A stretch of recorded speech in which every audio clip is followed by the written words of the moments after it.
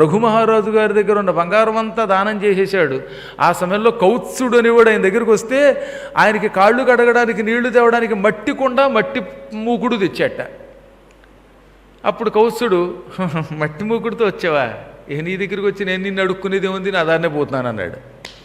అప్పుడు ఆయన తెల్లబోయి, ఏమయ్యా నీ కోరిక ఏమిటంటే, మా గురువుగారు ఏకంగా బోలెడంత బంగారం అడిగాడు, 14 కోట్ల బంగారు నాణ్యాలు అడిగాడు, నీ దగ్గర చూస్తే మట్టి తప్పేమీ లేదు, మట్టి ఉన్నవాడు నీ దగ్గరకు వస్తే నేను మట్టి కొట్టుకుపోతాను, నాకెక్కడి నుంచి వస్తాయి 14 కోట్లు అన్నాడు.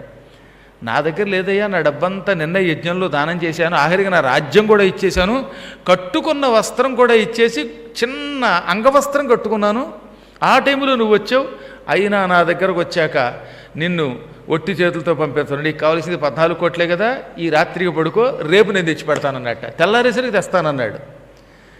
తెల్లారేసరికి 14 కోట్లు ఎలా తెస్తాడా అనుకుంటూ ఈ కౌత్సుడు అనేటటువంటి పరతంతుముని యొక్క, వరతంతుడు లేక పరతంతుడు 2 పేర్లు కరెక్టే, ఆయన శిష్యుడు రాత్రి అక్కడ పడుకున్నాడు.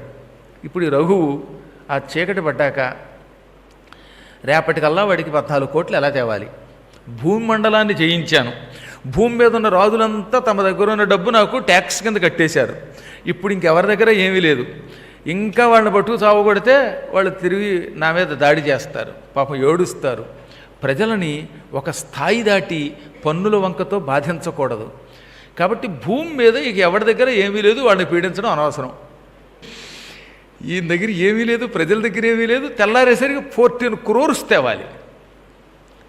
ఇక ఇలా కదనుకున్నాడు ఆయన. వెంటనే జై అగ్నిదేవ అని అగ్నిని వాళ్ళని తలుచుకుని గురువుల యొక్క కటాక్షంతో ఒక రథం సిద్ధం చేసుకుని ఆ రథంలో ధనుస్సు ఎక్కుపెట్టి బాణాలు పుచ్చుకుని కుబేరుడి మీదకి దండయాత్రకు వెళ్ళాలనుకున్నట్టు. ఏకంగా భూలోకంలో వాళ్ళు ఎవరు డబ్బు ఇవ్వలేరు, డైరెక్ట్గా కుబేరుడి మీదకి దండయాత్రకు వెళ్ళి వాడిని జయించి డబ్బు తెద్దాం అని రథం సిద్ధం చేసుకున్నాడు.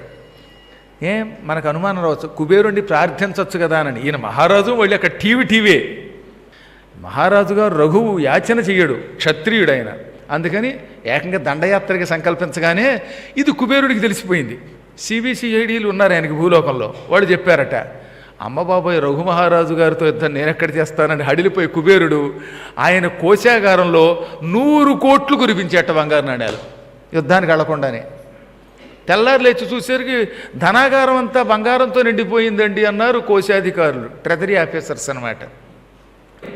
ఆయన వెంటనే ఏం చేశాడు, ఆ కౌత్సుడిని పిలిచాడు, ఇదిగోనయ్యా నీ కోసం కుబేరుడి మీదకి దండయాత్ర కడదాం అనుకుంటే కుబేరుడు రాత్రికి ధనాగారం అంతా నింపేశాడు, ఈ 100 కోట్ల నాణ్యాలు నీవే పట్టుకుపో అన్నట్ట.